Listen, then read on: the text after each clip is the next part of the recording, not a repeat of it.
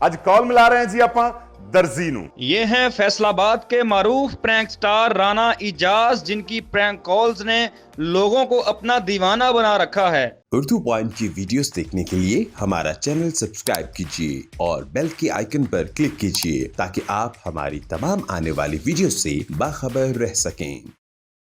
लो जी, ये सारे मामला जेडे आ ये तुसी देखते रहने, पर अज काका रिपोर्टर जेड़ा वो साडे कोल आया है ते असी जा रहे हैं इंटरव्यू वाल। अस्सलाम वालेकुम नाज़रीन, मैं हूं आपका होस्ट काका रिपोर्टर और आप देख रहे हैं उर्दू पॉइंट। नाज़रीन, आज हमारे साथ मौजूद हैं आरजे राना इजाज, जो किसी तारुफ के मोहताज नहीं है।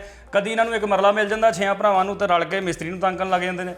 कदी इन्हों लाश होंदी है तो कफन सवेना होंदा तो दर्जी नूं कॉल कर लेंदे ने, ते कदी इन्होंने बैंड बाजा कहना होंदा तो बरात च फायरिंग हो जाती है तो अगले बंदे नूं फुल परेशान कर देने। आज इन्हों पुछते हैं तो इन्हों की लाइफ के बारे भी पूछांगे, किन्नी स्ट्रगल तो बाद ये इत्थे पहुंचे ने, क्योंकि बड़ी दर्दनाक कहानी पीछे दे मौजूद है। आज राणा साहब वाल चलते हैं। राणा साहब, मुझे ये बताएं, आपने आरजे तक का सफ़र कैसे तय किया?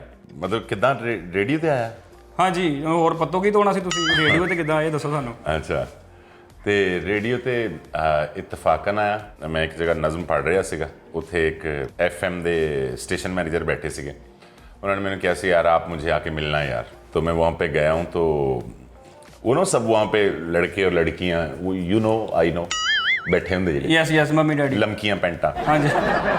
ते वो सारे उत्थे बैठे ते वो ना हुण जेड़ा बंदा अंदर भेज रहा सीगा हाँ जी, कुड़ियां मुंडियां नूं, उन्होंने वो तो यो सीगे ना राते, उन्होंने कहा ये रेडियो वाले हो सकते। आ भाई रेडियो टाइप नहीं हैगा, ये कोई तरखान टाइप या कोई दिहाड़ीदार टाइप मजदूर आदमी टाइप कोई बंदा है। अच्छा, वो सारे जिले भुगत गए ना एंड ते उन्हें मैंने पूछा कि हाँ जी भाजी तुसी किधर? मैं कहा मैं भी इसे काम आया। वो बड़ा हैरान होया, उन्हें कहा नहीं यार ये मुमकिन नहीं हैगा कि इदा नहीं हो सकता। खैर उन्हें जिले मैंने अंदर भेजा तो अगे SN सैयद साहब बैठे सी, ते उन्होंने मैनू कहते अरे यार इजाज तू आ गया। मैं सर मैंने पता लगा सी, तुसीं कहा सी ना मैनू आके मिलियो, तो इदां दा काम। तो वो कहते हाँ, मैं सर ऑਡੀਸ਼ਨ वगैरह वो कहते नहीं नहीं यार तू ऑਡੀਸ਼ਨ तेरा काहदा लेना सी ऑਡੀਸ਼ਨ। अच्छा जी। हाँ, तेरे तू शो करना। तो मैनू कहते यार तू ऐसा कर, एक गल है शाम के 4-5 बजे की, तो मैनू कहते यार तू ऐसा कर रात को 10 बजे आना, हम शो करते हैं उसे देनी उस देनी। वाह। मैं कहा यार मतलब कि नवा ही एक काम आ कि मैनू पता ही नहीं रेडियो होंदा की। मैं जिले रात नूं ना 9:45 उत्थे पहुंचे तो SN सैयद साहब स्टेशन मैनेजर खुद ऑन एयर रूम च बैठे सी, ते उन्होंने जगजीत सिंह साहब दियां गज़लां लाई हैं। तो मैनू कहते यार ये माइक है, और माइक मेरे सामने किया। कहते यार जब मैंने आपको इशारा करना है ना कि बोलना है, हाँ जी, आपने बोलना शुरू कर देना है, और जब मैंने इस तरह इशारा करना आपने चुप कर जाना। मैं कहा ठीक है। वो इन्नी गल हुई ना, वो असी उदण मैं उन्हों की रहनुमाई च 1 घंटे का शो जिहड़ा है वो कीता। अच्छा जी। फिर चूंकि मैं पढ़िया लिखिया बंदा नहीं सीगा, मैनू इंग्लिश वगैरह इधर उधर का पता नहीं सीगा, तो मैनू ये नहीं सी पता इहनूं माउस कहंदे या इहदा ना कंप्यूटर चलाउण वाला निज़ाम जिहड़ा उत्थे कंप्यूटर पए सीगे अंदर, या फीडरां दा नहीं पता। पिंडां थावां ते चूहा कहंदे आ जी। हाँ, तो वो ना मैनू पता नहीं सीगा। तो उन्होंने फिर एक बंदे की ड्यूटी लाई कि यार तुसीं ना इस बंदे नूं ये पढ़िया लिखिया नहीं हैगा तो इहनूं सिखाउणा भी है नाल। तो फिर वो मैनू नाल मतलब कि वो मुझे बताते गए साथ साथ। फिर 6 महीने जो है उस लड़के ने 7 गाने कमर्शियल वगैरह वो प्ले किए, और उसके बाद आहिस्ता आहिस्ता आहिस्ता आहिस्ता फिर मुझे उसकी समझ आ गई कि ये इस तरह होता है। तो तब से उसके बाद आपने पकड़ाई नहीं दी? हाँ, उसके बाद अभी 18 साल हो गए माशाल्लाह। बस। तो आपकी आवाज़ में ग्राम है, हाँ। एक अलग चीज़ है, यूनिक चीज़ है, हर किसी में नहीं होती। हाँ। ये पैदाइशी ऐसी है या आपने प्रैक्टिस की है इसकी? अच्छा नहीं, इन चीज़ों की प्रैक्टिस नहीं होती है भाई कभी भी। ये फाइनल बात है। ਅਸੀਂ कई दफ़ा सुनिया राणा साहब वो कहते घड़े च लूण पा के ना पानी पा के उत्ते हत्थ रख के ਤੇ ਉਹ ਇਹ ਹੈ ਕਿ ਇਹ ਅੱਲਾ ਦਾ ਤੋਹਫਾ ਹੁੰਦਾ ਹੈ। बस ਤੁਹਾਡਾ एक काम ਹੁੰਦਾ है कि ਤੁਸੀਂ ਅੱਲਾ ਦੇ ਦਿੱਤੇ ਹੋਏ ਤੋਹਫੇ ਦੀ ਹਿਫਾਜ਼ਤ अच्छे तरीके ਨਾਲ करो। माशाल्लाह। चलें, अब आपकी ये प्रैंक कॉल की तरफ आ जाते हैं। हाँ। आपने एलानिया बताया हुआ है कि ये करैक्टर्स होते हैं। हाँ। मैं इनको कॉल्स करता हूँ। बिल्कुल ऐसा ही है। ठीक है। कई दफ़ा लोग कहते हैं कि नहीं जी हमने स्क्रिप्टेड नहीं किया, जेन्युइन चीज़ हो रही है। अवाम को आजकल अवाम को पता चल जाता है क्या हो रहा है जी। ठीक है। तो जब आपने पहली कॉल की थी क्या सोच के की थी? अच्छा, ये सिलसिला शुरू कैसे हुआ कॉल? अच्छा हम ना हमारा ये कॉल्स 2008 में पहली कॉल आई थी मेरी जी। 8 में पहली कॉल आई थी। तो असल में ये इससे पहले बहुत सारी कॉल्स हो चुकी थी जो हमने रिकॉर्ड नहीं की थी।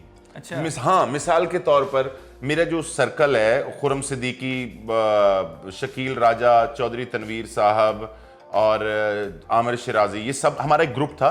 तो हम एक दूसरे को फोन करते थे एवं भी, मिसाल के तौर पर ਅਸੀਂ ਫੋਨ ਇੱਕ ਕਰਦੇ ਹੁੰਦੇ ਸੀਗੇ, ਫੋਨ ਕੀਤਾ ਨਾ ਕਿਸੇ ਬੰਦੇ ਨੂੰ, ਅਸੀਂ 4-5 ਲੋਕ ਬੈਠੇ ਇੱਕ ਦੋਸਤ ਨੂੰ ਫੋਨ ਕਰ ਲਿਆ, ਉਹਨੂੰ ਫੋਨ ਕਰਕੇ ਤੇ ਉਹਨੂੰ ਕਿਹਾ ਕਿ ਹਾਂਜੀ ਕੀ ਹਾਲ ਚਾਲ ਆ, ਉਹਨੇ ਅੱਗੇ ਹਲੇ ਕਹਿਣਾ ਹੀ ਹੈ ਠੀਕ ਠਾਕ ਯਾਰ, ਗੱਲ ਕਰੀ ਜਰਾ, ਉਹ ਅਗਲੇ ਨਾਲ ਗੱਲ ਕਰਾ ਦੇਣੀ, ਉਹਨੇ ਹਲੇ ਜਵਾਬ ਦੇਣੀ ਲੱਗਣਾ, ਉਹਨੇ ਕਹਿਣਾ ਯਾਰ ਗੱਲ ਕਰੀ ਜਰਾ। ਮਤਲਬ ਇਸ ਤਰ੍ਹਾਂ ਦੇ ਮਾਮਲਾਤ ਸਾਡੇ ਚੱਲ ਰਹੇ ਸੀਗੇ ਆਲਰੇਡੀ। ਮੈਨੂੰ ਅਚਾਨਕ ਇਹ ਲੱਗਾ ਕਿ ਯਾਰ ਇਹਨੂੰ ਇਦਾਂ ਕਰਨਾ ਚਾਹੀਦਾ, ਤੇ ਮੈਂ ਉਸ ਦੌਰ 'ਚ ਏਡੀ ਵੱਡੀ ਇੱਕ ਗਲਤੀ ਕੀਤੀ ਕਿ ਮੈਂ ਉਦੋਂ ਕੋਈ ਚੀਜ਼ ਰਿਕਾਰਡ ਨਹੀਂ ਕੀਤੀ। ਮੈਂ ਮਿਸਾਲ ਦੇ ਤੌਰ ਤੇ ਮੈਨੂੰ ਆਈਡੀਆ ਆਇਆ ਨਾ ਕਿ ਬੈਂਡ ਵਾਲੇ ਨੂੰ ਕਾਲ ਕਰਨੀ ਹੈ, ਤੇ ਮੈਂ ਰੇਡੀਓ ਦੇ ਪੀਟੀਸੀਐਲ ਤੋਂ ਕਾਲ ਮਿਲਾ ਕੇ ਆਪਣੇ ਦੋਸਤ ਨੂੰ ਕਹਿ ਰਿਹਾ ਕਿ ਯਾਰ ਤੂੰ ਬੈਂਡ ਬਾਜੇ ਵਾਲਾ ਆ, ਬਸ ਇੰਨੀ ਗੱਲ ਦੱਸੀ ਹੈ। अच्छा। तो नाल ही मैं ऑन एयर आया, तो मैं ऑन एयर आके कह रहे हैं तो अब कॉल मिलाते हैं जनाब एक बैंड बाजे वाले को, देखते हैं हमारे साथ कौन है, इनका नाम मिस्कीन खान साहब है, मजा लेते हैं जी, हेलो। अच्छा, उन्होंने कॉल मिला के उन्होंने कुछ नहीं पता हैगा। अच्छा। नो स्क्रिप्ट, कोई गल नहीं, क्योंकि उन्होंने आमद इन्नी अच्छी सी उन्होंने। अच्छा, सजाद नाल भी इस तरह ही होया, लाश वाली ਜਿਹੜੀ ਤੁਸੀਂ ਕੀਤੀ। हाँ, मतलब कि ਅਸੀਂ मैं लाहौर गया, सजाद ਦੇ ਆਫਿਸ ਬੈਠਾ ਤੇ ਉੱਥੇ ਖਾਣਾ ਖਾਣ ਲੱਗੇ ਤੇ ਪਹਿਲੀ ਬੁਰਕੀ ਮੈਂ ਮੂੰਹ 'ਚ ਪਾਈ ਹੈ ਤੇ ਮੈਨੂੰ ਆਮਦ ਹੋਈ ਹੈ ਕਿ ਕਫਨ ਵਾਲੀ ਕਾਲ ਦੀ। ਹਾਂਜੀ। ਤੇ ਮੈਂ ਬੁਰਕੀ ਮੂੰਹ 'ਚ ਨਹੀਂ ਪਾਈ, ਮੈਂ ਉੱਥੇ ਰੱਖਤਾ, ਮੈਂ ਸਜਾਦ ਨੂੰ ਕਿਹਾ, ਉਹ ਸਜਾਦ ਉੱਥੇ ਬੈਠਾ ਸੀਗਾ, ਤੇ ਮੈਂ ਉਹਨੂੰ ਕਿਹਾ, ਮੈਂ ਕਿਹਾ ਯਾਰ ਮੈਂ ਬਾਹਰ ਸੀੜੀਆਂ ਜਾ ਰਿਹਾ, ਤੇ ਮੈਂ ਕਾਲ ਮਿਲਾਈ ਹੈ, ਤੇ ਕਾਲ ਮਿਲਾ ਕੇ ਤੇ ਮੈਂ ਉਹਨੂੰ ਕਫਨ ਵਾਲੀ ਕਾਲ ਸਟਾਰਟ ਕਰ ਲਈ ਹੈ। ਅੱਛਾ। ਹਾਂ, ਉਦੋਂ ਮੈਨੂੰ ਇਹ ਨਹੀਂ ਸੀ ਪਤਾ ਕਿ YouTube ਤੇ ਅਪਲੋਡ ਕਰਨੀ ਹੈ ਜਾਂ ਇਹ ਉਹ ਕਰਨਾ ਹੈ, ਬਸ ਉਹ ਇਸ ਤਰ੍ਹਾਂ ਕੀਤਾ ਕਿ ਉਸੇ ਟਾਈਮ ਫੋਨ ਤੇ ਰਿਕਾਰਡ ਕੀਤੀ ਤੇ ਉੱਥੋਂ ਹੀ ਲੋਕਾਂ ਨੂੰ ਭੇਜਣੀ ਸ਼ੁਰੂ ਕਰਤੀ, ਬਸ ਐਵੇਂ ਹੀ। ਹਾਂਜੀ। लोग कहते हैं आप ओरिजिनल कॉल किया करें, ये वो।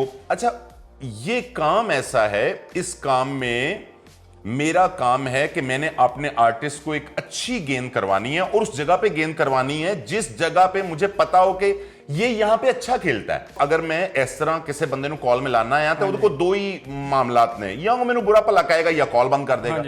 वो मेरा आर्टिस्ट है तो वो यार 25-25 मिनट में ना गल कर रहा ना। और दूसरी बात ये है कि किसी को आपने हंसाना है। आजकल YouTube पे मामलात हैं, जो YouTube के पंडित हैं वो ये कहते हैं कि भाई आपका वीडियो 3-4-5 मिनट का होना चाहिए, ज्यादा नहीं होना चाहिए। जिस तरह से आपको अभी लग रहा है कि यार ये ज्यादा बोल रहा है तो हमने एडिट करके मजा आ रहा है। अच्छा, तो वो सारे मामला जो है देखकर, तो मैं लोगों को खुशियां, मेरा काम है लोगों को खुशियां देना।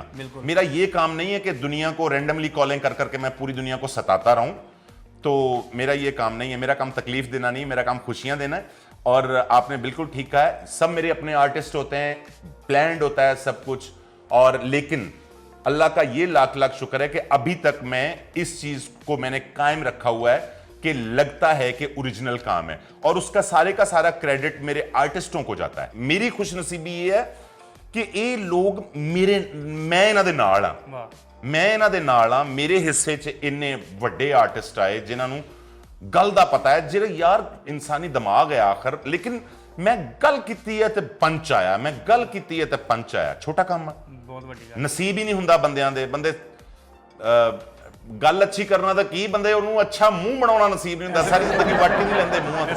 ਮਤਲਬ ਆਪਣੇ ਸਕੇ ਮੁੰਡੇ ਦਾ ਵਿਆਹ ਹੋਵੇ ਤਾਂ ਵੀ ਮੂੰਹ ਫੁਲਾ ਕੇ ਫਿਰੰਡੇ ਹੁੰਦੇ, ਉਹਨਾਂ ਨੂੰ ਯਕੀਨ ਹੀ ਨਹੀਂ ਆ ਰਿਹਾ ਹੁੰਦਾ ਕਿ ਮੇਰੇ ਆਪਣੇ ਮੁੰਡੇ ਦਾ ਵਿਆਹ ਕਿ ਮੈਂ ਖਾਬ ਦੇਖ ਰਹੀ ਹਾਂ ਬਣਿਆ। ਅੱਛਾ, ਮੈਨੂੰ ਦੱਸੋ ਜਦੋਂ ਤੁਸੀਂ ਕਾਲ ਕਰਦੇ ਨਾ ਸਰ, ਹਾਂ, ਬਹੁਤ ਅੱਛੀ ਗੱਲ ਹੋ ਜਾਂਦੀ, ਜਦੋਂ ਜਿਹੜੇ ਆਰਟਿਸਟ ਹੁੰਦੇ ਨੇ ਅੱਛੀ ਆਮਦ ਕਰਾਤੀ ਹੈ, ਹਾਂ, ਤੁਹਾਨੂੰ ਹਾਸਾ ਹੁੰਦਾ, ਕੰਟਰੋਲ ਕਿਦਾਂ ਕਰਦੇ ਤੁਸੀਂ? ਨਹੀਂ ਹੁੰਦਾ ਯਾਰ, ਮੈਂ ਕਈ ਵਾਰੀ ਜਾ ਪੈਣਾ, ਕਿਉਂਕਿ ਇਹ ਐਸਾ ਕੰਮ ਨਹੀਂ ਨਾ ਹੈਗਾ ਜਿਹੜਾ ਮੈਂ ਪਹਿਲੇ ਸੁਣਿਆ ਹੋਵੇ।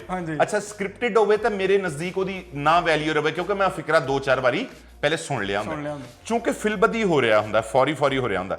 ਮੈਂ ਗੱਲ ਕਰਦਾ ਤੇ ਅੱਗੇ ਉਹ ਗੱਲ ਏਡੀ ਗਲਤ ਆ ਜਾਂਦੀ ਹੈ ਕਿ ਮੇਰੇ ਕੰਟਰੋਲ 'ਚ ਨਹੀਂ ਰਹਿੰਦਾ, ਫਿਰ ਮੈਂ ਯਾਰ ਜਾ ਪੈਣਾ, ਫਿਰ ਮੈਂ, ਕਿਉਂਕਿ ਅੰਦਰ ਮੁਨਸਫ ਬੈਠਾ ਹੈ ਨਾ, ਤੇ ਉਹਨੂੰ ਫਿਰ ਤੁਸੀਂ ਦੇਖਿਆ ਅਗਲਾ ਬੰਦਾ ਅੱਗੋਂ ਬੋਲਦਾ ਰਹਿੰਦਾ ਹੈ, ਮੈਂ 15-15 20-20 ਸੈਕਿੰਡ ਮੇਰੇ ਕੋ ਗੱਲ ਨਹੀਂ ਨਿਕਲ ਰਹੀ, ਐਸੇ ਤਰ੍ਹਾਂ ਹੀ ਮਰ ਜਾਂਦਾ ਬੰਦਾ ਯਾਰ। ਮਾੜਾ ਜਿਹਾ ਹਗਾਰਾ ਦੇਣੇ ਫਿਰ ਤੁਸੀਂ, ਮਾੜਾ ਜਿਹਾ ਹਗਾਰਾ ਦੇ ਕੇ ਮੈਂ ਗੱਲ ਤੋੜਦਾ ਆ, ਕਿਉਂਕਿ ਅੱਗੇ ਆਰਟਿਸਟ ਵੱਡੇ ਨੇ। ਆਮਦ ਦਾ ਸਹੀ ਟਾਈਮ ਕਿਹੜਾ ਹੁੰਦਾ?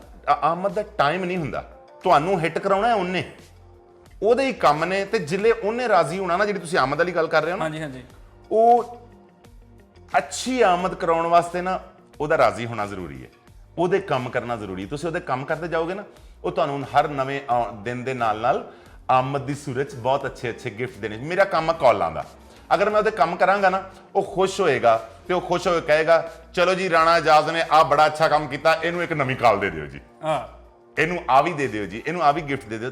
ਗਿਫਟ ਉਹਨੇ ਦੇਣੇ ਨੇ। ਤੇ ਬੱਸਾ ਔਕਾਤ ਇਦਾਂ ਵੀ ਹੁੰਦਾ ਤੁਹਾਡੇ ਕੋਲ ਕੁਝ ਗਲਤੀਆਂ ਹੁੰਦੀਆਂ ਨੇ ਜਿਹਦੀ ਵਜ੍ਹਾ ਤੋਂ ਨਾਰਾਜ਼ਗੀ ਹੁੰਦੀ ਹੈ, ਫਿਰ ਕਈ ਦਿਨ ਨਾ ਕੁਝ ਵੀ ਨਹੀਂ ਆਉਂਦਾ, ਫਿਰ ਬੰਦਾ ਕਹਿੰਦਾ ਜੀ ਮਾਫੀ ਦੇ ਦਿਓ ਜੀ, ਬਸ ਹੋ ਗਈ ਗਲਤੀ ਕੁਤਾਈ ਜੀ, ਮੈਨੂੰ ਨਹੀਂ ਦਾਨਿਸਤਾ ਗੈਰ ਦਾਨਿਸਤਾ ਤੌਰ ਤੇ ਹੋ ਗਈ। ਫਿਰ ਉਹ ਚੂੰਕਿ 70 ਮਾਵਾਂ ਜਿੰਨਾ ਪਿਆਰ ਕਰਦਾ ਫਿਰ ਉਹਨੂੰ ਪਤਾ ਲੱਗਦਾ ਯਾਰ ਹੁਣ ਆ ਗਿਆ ਤੇ ਹੁਣ ਨਾ ਇਹ ਮਾਫੀਆਂ ਮੰਗਣ ਡਿਆ, ਚਲੋ ਜੀ ਮਾਫੀ ਦਿਓ ਜੀ, ਇਹਦਾ ਕੰਮ ਸ਼ੁਰੂ ਕਰ ਦਿਓ। ਉਹਦੀ ਮਿਹਰਬਾਨੀ ਹੈ ਕਿ 100 ਵਾਰੀ ਗਲਤੀਆਂ ਹੁੰਦੀਆਂ ਨੇ, ਉਹ 100 ਵਾਰੀ ਮਾਫ ਕਰਦਾ ਹੈ ਸਾਨੂੰ, ਤੇ ਸਾਡਾ ਸਿਸਟਮ ਚੱਲਿਆ ਹੈ। ਅੱਛਾ ਜੀ, ਲੱਖਾਂ ਲੋਕਾਂ ਦੇ ਚਿਹਰਿਆਂ ਨੂੰ ਹਸਾਉਣ ਵਾਲਾ ਰਾਣਾ ਇਜਾਜ਼, ਤੁਸੀਂ ਲਾਫਟਰ ਲੈ ਕੇ ਆਉਂਦੇ ਹੋ।